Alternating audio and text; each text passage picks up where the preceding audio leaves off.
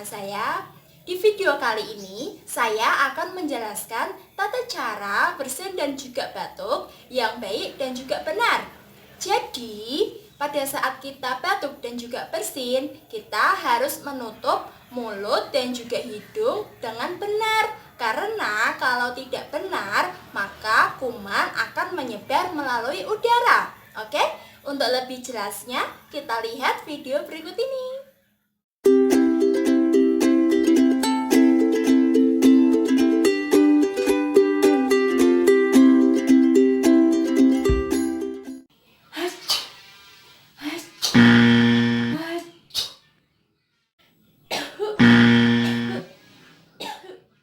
Jadi teman-teman, tata cara batuk dan juga bersin seperti tadi itu masih salah. Kenapa coba?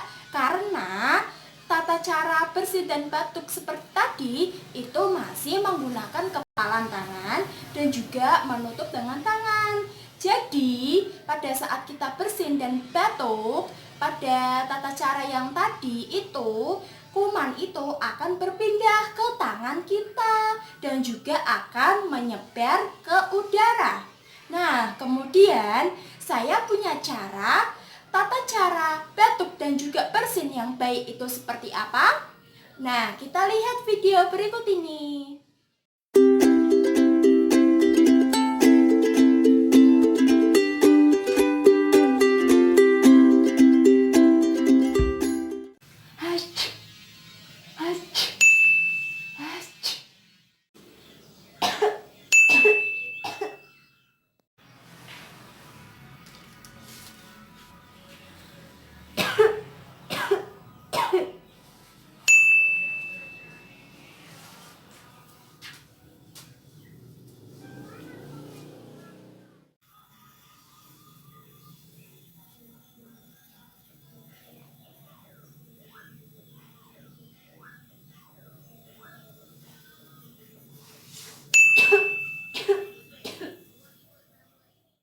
Jadi teman-teman, tata cara batuk dan juga bersin yang seperti tadi itu yang benar. Karena pada saat batuk dan bersin, menutupnya menggunakan lengan baju seperti ini.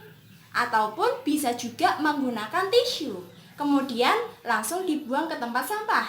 Ataupun bisa juga menggunakan masker.